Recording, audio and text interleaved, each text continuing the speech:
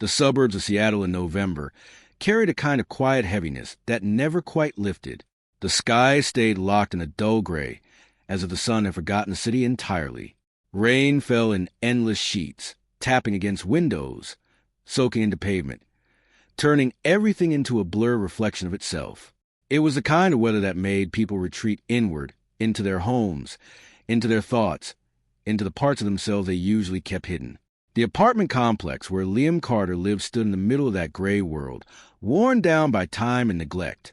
It sat between a busy bus route and a community center that served as a lifeline for people trying to rebuild their lives. Shift workers, retired tradesmen, and veterans who carried memories they didn't talk about. The building itself told its own story. The hallways smelled faintly of damp carpet and aging concrete. The metal staircases creaked under every step. The security cameras flickered unpredictably, capturing more shadows than truth. It was a place where people minded their own business, where questions went unasked, where survival often meant staying invisible. Liam Carter fit perfectly into that world. At 36, he looked older than he should have, not in the way of gray hair or failing strength, but in the lines etched into his face, in the way his eyes constantly scanned his surroundings, in the quiet tension that never quite left his body. He had spent 10 years in the military, and that kind of life didn't fade when the uniform came off. It stayed in the way he moved, efficient, precise, always ready. Now he worked as a locksmith and handyman. It was honest work, quiet work. He fixed broken locks, repaired wiring, handled plumbing emergencies. He didn't ask questions, and people didn't ask him any. But over time, something else had happened. Without anyone officially assigning the role, Liam had become the building's first responder. When pipes burst in the middle of the night, people called Liam. When doors jammed and children got locked out, Liam opened them. When something went wrong and no one knew what to do, they knocked on his door. It gave him purpose without requiring explanation. And for a man like Liam, that mattered. But the center of his life wasn't the building. It was his daughter. 8-year-old Audrey was the one light he allowed himself to fully feel. She had a quiet, almost unsettling empathy for someone so young. She noticed things, small shifts in tone, hidden emotions, the weight people try to carry without showing. When she looked at someone, it felt like she saw more than she should. She saw her father clearly. She understood that whatever he carried wasn't something physical. It wasn't the tools he wore on his belt. It was deeper than that.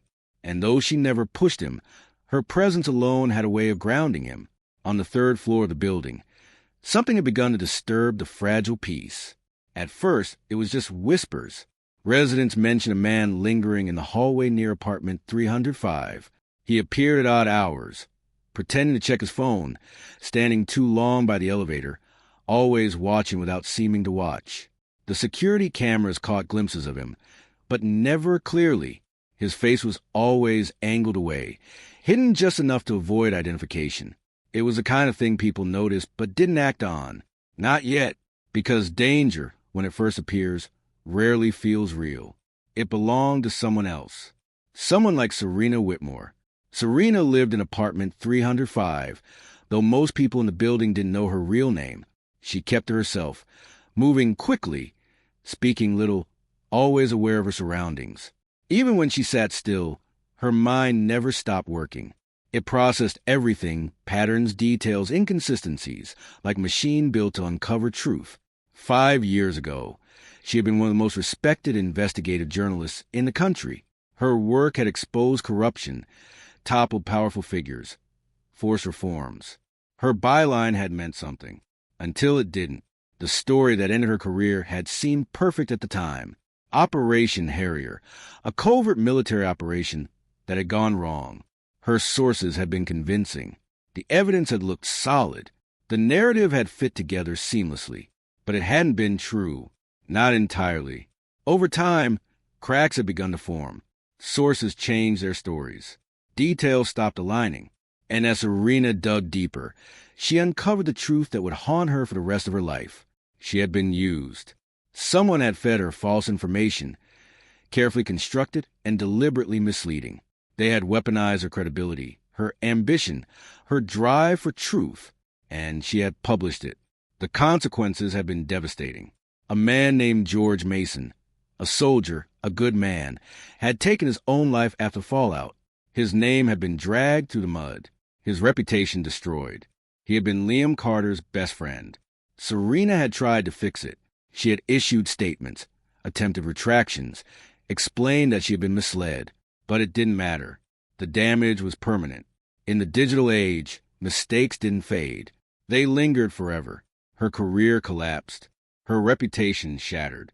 So she disappeared. For years, she chased a real story. She followed leads, tracked connections, pieced together fragments of truth across cities and states. And eventually, all of it led to one name, Dante Cross, a businessman operating in the shadows of the private security industry, a man whose empire was built on shell companies, hidden transactions, and secrets traded to the highest bidder. Serena uncovered evidence that Cross had orchestrated everything, had fed a false narrative to eliminate a threat to his operations. This time, she didn't rush.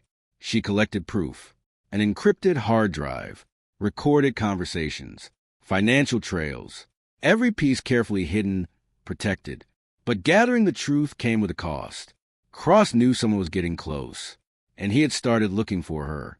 That was why Serena ended up in this building, under a false name, living like a ghost.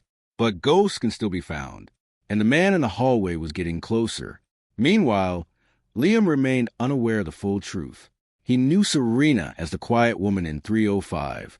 He noticed her cautious movements, the way she checked locks repeatedly, the tension she carried. But he didn't ask questions. He had learned not to.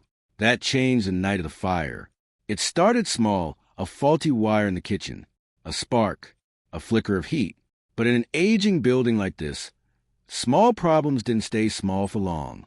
Flames caught quickly, feeding on grease and cloth, spreading faster than anyone could react.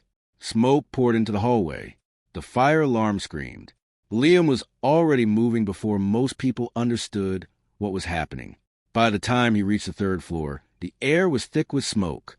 His body responded instinctively, years of training taking over.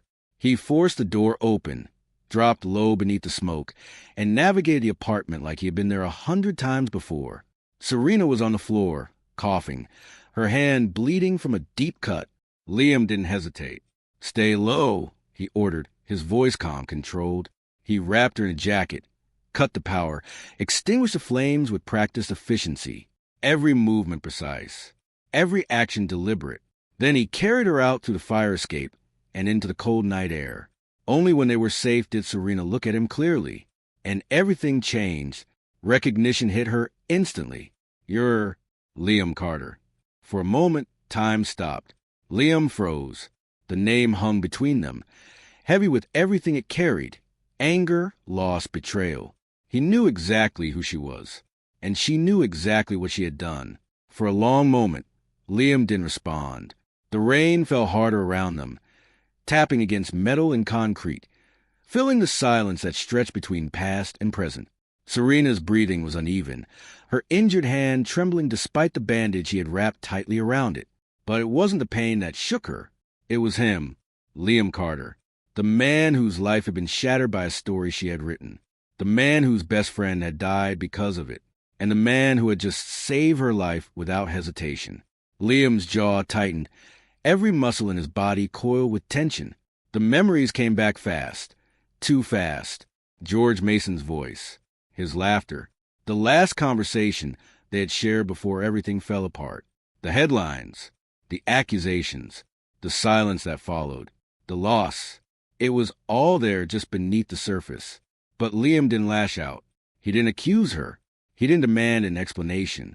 Instead, he pushed everything down into that same place where he had buried it years ago, the place where survival lived. He focused on what mattered: her injury, her breathing, her safety. "Don't talk," he said quietly, his voice controlled, almost detached. "Just breathe. Help's coming." And then he looked away. The emergency response arrived quickly. Sirens cut through the night as police and firefighters flooded the scene with practiced coordination. Among them was Officer Clinton Reed, a man who knew Liam well enough to read what wasn't being said. Clinton took one look at the situation, and understood. Not the details. Not yet, but enough. He saw the way Liam stood slightly apart, the way Serena watched him, like she was seeing something she didn't believe she deserved, the tension that lingered between them like an unseen current. Serena was taken to hospital, her hand requiring 37 stitches. The cut would leave a scar, a permanent reminder the night everything changed. She tried to speak as they loaded her into the ambulance, tried to explain, tried to apologize, but Liam didn't stay to listen. He turned away, giving his report to Clinton in clipped, factual statements. No emotion, no hesitation, just the necessary details. When the ambulance pulled away, he stood in the rain and watched it disappear. Clinton stood beside him. Neither of them spoke. They didn't need to. At the hospital, Serena lay awake long after the lights dimmed. The irony of what happened pressed down on her, almost unbearable in its clarity. She had spent years running from the consequences of her actions, years trying to uncover the truth, to make things right in whatever way she could. And when those consequences finally caught up to her, they came in the form of mercy. Liam had saved her, not because she deserved it, but because it was who he was. That realization hurt more than anything else. The next morning, Serena made a decision. She wrote a note. Her hand trembled with pain as she pressed the pen to paper, but she didn't stop. The words came slowly, carefully, each one carrying weight. I have evidence. I know what really happened. I know who destroyed Operation Harrier. Let me help. I can prove it. She included the address of a small cafe nearby. Then she folded the note and slipped it under Liam's door. Liam found it hours later. He read it once, then again, and again. Each time, the words seemed to settle deeper into his mind. Evidence, truth, proof, everything he had wanted 5 years ago. Everything that might have changed what happened to George. He burned the note in the sink, watched it curl into ash, told himself it didn't matter. But even as he stood there, he knew that wasn't true. He didn't go to the cafe, but Clinton did. She's scared. Clinton said over the phone later. Not just nervous. Scared. And she's being watched. That changed things. The man from the hallway. The feeling that something was closing in. It wasn't paranoia. It was real. That night, someone tried to break into Serena's apartment. The lock was scratched, tampered with, deliberately, professionally. The hallway camera had been angled downward, rendering it useless. A warning. Or a test. Either way, it meant one thing. Time had run out. The next evening, Liam went to her. He sat across from Serena in her dimly lit apartment, the air still carrying the faint scent of smoke from the fire. She looked different now, more fragile, but also more certain. She told him everything. About Dante Cross, about the false intelligence, about how she had been manipulated into publishing a story designed to destroy someone, about the evidence she had spent years collecting. Liam listened. He didn't interrupt, didn't argue, didn't forgive. He just listened. And when she finished, there was silence. Heavy, final. I'm going to help you, Liam said at last. Serena looked up, surprised. Not for you, he added. For George. And for everyone else who got caught in this. He stood. If we do this, we do it right. No mistakes. No risks to my daughter. And when it's over, you disappear. Serena nodded. She understood. What followed was methodical, careful, precise. Liam treated it like an operation. They secured the evidence, multiple encrypted backups stored in different locations. One with Clinton, one with a trusted lawyer, one in a safety deposit box. If anything happened to them, the truth would be released. They weren't just collecting proof anymore. They were preparing for war. The man watching the building was identified, an enforcer working for Cross, someone with a history of violence, which meant escalation was inevitable. It came sooner than expected. A storm rolled in one night, heavier than anything the city had seen in weeks. The power went out. The building fell into darkness. Security systems failed. And in that darkness, 2 men moved in. They carried tools, weapons, intent. They came for Serena and the evidence she held. But Liam had already prepared. He moved quickly, guiding Serena and Audrey through a secondary escape route he had mapped out days earlier, through the fire escape, through a maintenance corridor, into the adjacent building. Behind them, the intruders broke into apartment 305 and found nothing, just a decoy. Minutes later, Clinton and responding officers arrived. The men tried to flee. They didn't get far. With the attackers in custody, everything accelerated. Serena made a choice. She wouldn't hide anymore. She would expose everything, publicly, undeniably, all at once. A live broadcast, a direct confrontation, at Dante Cross's own operations center. It was risky, dangerous, but necessary. At 3:50 in the morning, Serena walked into the warehouse at Pier 27. A camera was already set, streaming live, thousands watching. Dante Cross stood waiting, unaware of what was coming. Serena stepped into the light. "Hello, Dante," she said, and then she began. She presented everything: the emails, the recordings, the financial trails. Cross denied it at first. Then he tried to buy her silence. And when that failed, he slipped. He admitted just enough. Enough for the world to see. Enough for everything to collapse. Law enforcement moved in. Cross was arrested. His empire unraveled within hours. The truth spread faster than it could be contained. But even then, it wasn't over. A fire broke out in the warehouse. Smoke filled the space rapidly. Serena lost her way in the chaos. And once again, Liam came for her. Through smoke, through heat, through danger. He found her, carried her out, saved her. Again, in the aftermath, everything changed. Liam's name was cleared. George Mason's honor restored. The truth finally known. Serena couldn't undo what she had done, but she could move forward. And slowly, carefully, so could Liam. A year later, they sat by a quiet lake. Audrey handed Serena a small flashlight, the same one she had once given her in fear. "You don't need this anymore," she said softly, "but you can keep it." Serena held it gently, like something fragile, something meaningful. Liam met her eyes. No anger, no blame, just understanding. "Forgiveness doesn't erase the past," he said, "but it gives the future a chance." And for the first time in a long time, that felt enough.